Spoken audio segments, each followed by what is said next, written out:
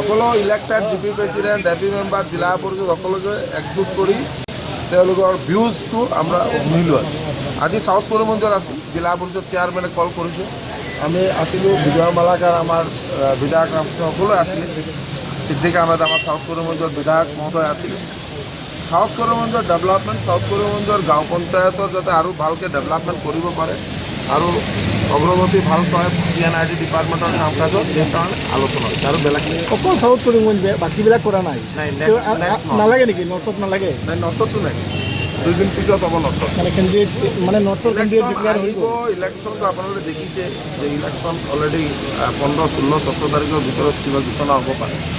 কিন্তু ডেভেলপমেণ্টটো it's a continuous process development চলি থাকিব অকল সাউথৰ ডেভেলপমেণ্ট বাকী কনষ্টিটুৱেঞ্চিবিলাকৰ নহয় এইটো মানে কেনেকৈ লাগিছে